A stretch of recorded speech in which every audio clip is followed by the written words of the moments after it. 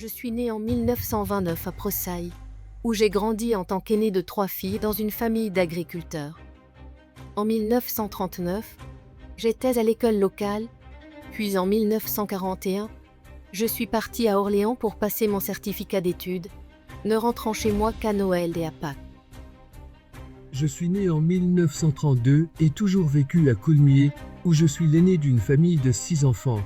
Mes parents étaient agriculteurs.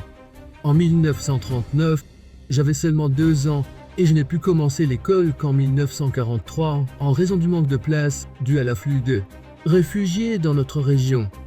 Pendant la guerre, mon père a été fait prisonnier, mais il a réussi à s'évader. J'avais aussi des oncles qui ont été emprisonnés, mais ils parvenaient à nous donner des nouvelles. Je suis née en 1924 et j'ai grandi à la ferme avec mes parents et mon petit frère. J'ai dû arrêter l'école à 14 ans pour travailler à la ferme, malgré de bons résultats scolaires. Mon père a été mobilisé en 1939 et envoyé dans les Vosges, laissant la gestion de la ferme à mon grand-père. Le travail était difficile sans les hommes. Je m'appelle André Chardon, né en 1932 à Épied-en-Beauce, près de Pressailles. J'ai bientôt 92 ans. J'ai été agriculteur pendant 40 ans et, à la retraite, je me suis installé dans le lotissement rue des Mécontents. Je suis veuf depuis 10 ans. En 1939, j'avais 7 ans et vivais à Pressailles, l'aîné de 2 garçons, avec 5 ans de différence avec mon frère. J'étais scolarisé dans l'unique école de Pressailles, où filles et garçons étaient dans la même classe. J'ai étudié jusqu'en 1945, passant mon certificat à l'âge de 12 ans et demi, puis j'ai travaillé à la ferme familiale. Né en 1929, j'ai grandi à Saintry. Mes parents étaient ouvriers agricoles à Saint-Georges, et j'étais l'aîné d'une famille qui aurait dû compter 10 enfants, mais plusieurs de mes frères sont décédés à la naissance, laissant finalement 5 enfants vivants.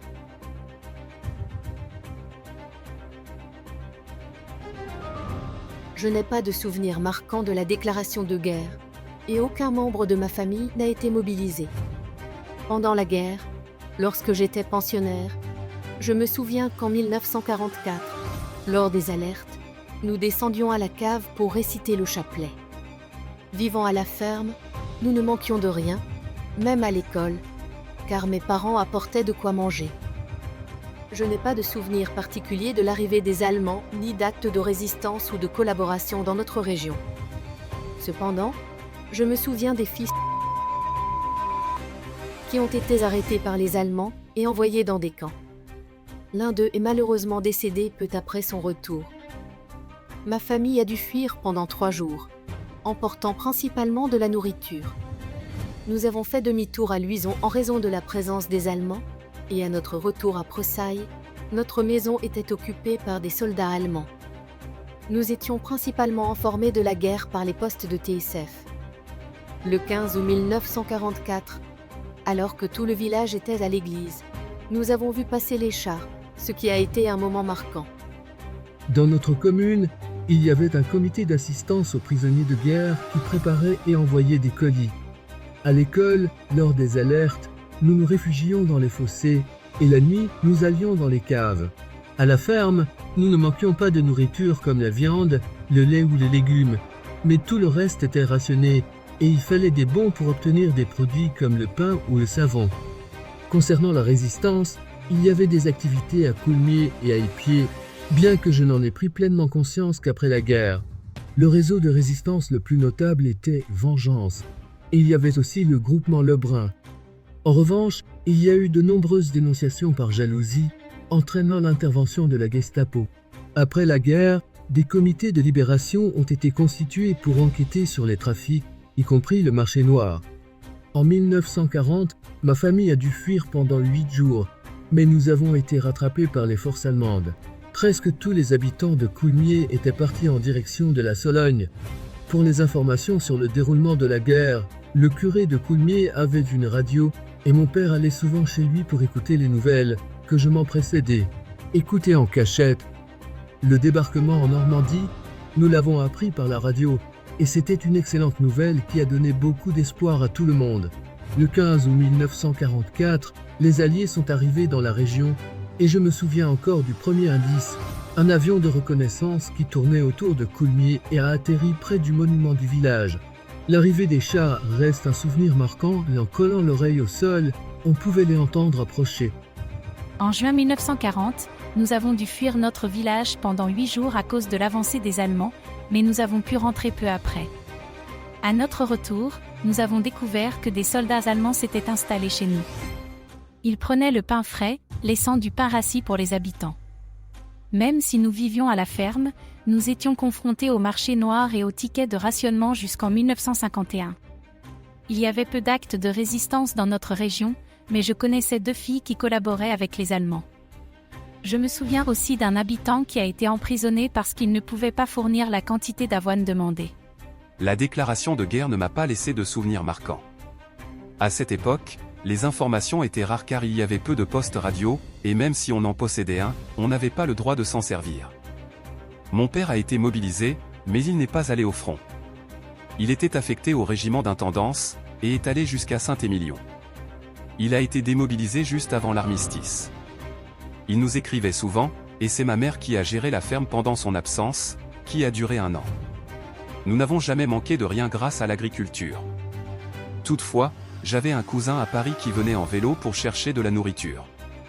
L'arrivée des Allemands ne m'a pas laissé de souvenirs spécifiques, et il n'y a pas eu d'événement particulier dans notre quotidien. Concernant la résistance, nous avons appris après-guerre que des gens à épied faisaient partie de la résistance, mais c'était quelque chose dont on ne parlait pas à l'époque. Les frères ont été arrêtés par les Allemands et envoyés dans des camps pour avoir fabriqué de fausses cartes d'identité. J'ai également perdu un cousin pendant la guerre, et j'ai connu quelqu'un de Moni qui est revenu avec une jambe amputée après un bombardement. Lors de l'exode, de nombreuses personnes à épied, y compris le maire, sont parties. Ma famille aussi a quitté la région, mais nous sommes revenus au bout de 8 jours pour trouver des Allemands dans notre maison. L'information sur la guerre nous parvenait sporadiquement, et nous avons appris le débarquement en Normandie quelques jours après le 6 juin 1944. Je me souviens particulièrement du 15 août 1944, quand les chars alliés sont passés pendant les Vêpres. Tout le monde a quitté l'église pour les voir. Ces chars se dirigeaient vers Patay pour rejoindre Paris. Après le débarquement, notre vie quotidienne a commencé à changer. Quand la guerre a été déclarée, mon père a été mobilisé, mais il a rapidement été libéré car il était le soutien de famille. Pendant ce temps, ma mère a dû gérer seule la maison et les enfants. Je fréquentais l'école des filles à épied, et à l'âge de 14 ans, après avoir obtenu mon certificat d'études, j'ai commencé à travailler dans une ferme. À cet âge, j'ai dû apprendre à cuisiner, travailler les champs, et m'occuper des tâches ménagères. En tant qu'aîné, il était nécessaire que je travaille pour aider financièrement ma famille, même si cela signifiait que je rentrais rarement chez mes parents à cause de mes nombreuses responsabilités à la ferme.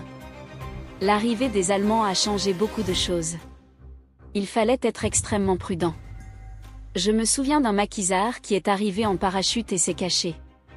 Mes patrons m'ont dit de m'enfuir dans les champs avec un fœtus s'il y avait une alerte allemande. Les Allemands faisaient régulièrement des inspections dans les fermes, cherchant des objets cachés et prenant de l'avoine pour leurs chevaux. Ils vivaient même dans la maison voisine de celle de mes parents, et il y avait un poste de garde à l'entrée de Péreuse. En campagne, nous arrivions à nous nourrir avec ce que nous produisions, contrairement aux gens de la ville qui dépendaient des tickets de rationnement. Les rumeurs et les informations circulaient par le bouche à oreille, car il n'y avait ni journaux ni radio. Je me souviens de l'exode de juin 1940, un souvenir particulièrement douloureux. Ma famille est partie, craignant l'arrivée des Allemands.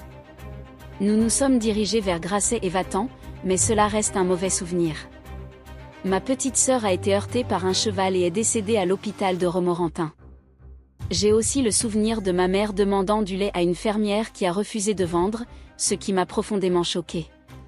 Quand nous sommes finalement rentrés chez nous, nous avons trouvé notre maison occupée par les Allemands, mais il n'y avait pas eu de dégâts ni de pillage.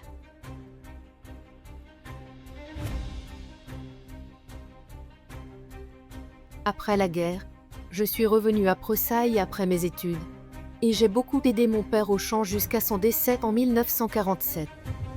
Le 8 mai 1945, jour de la victoire, je me souviens avoir tiré les cloches de l'église avec les autres enfants, un moment de grande joie. Après la guerre, tous les membres de ma famille sont revenus vers mai ou juin 1945, mais ils ne parlaient pas de ce qu'ils avaient vécu. La vie quotidienne a mis du temps à revenir à la normale. Et ce n'est qu'en 1946 ou 1947 que nous avons commencé à revivre presque normalement.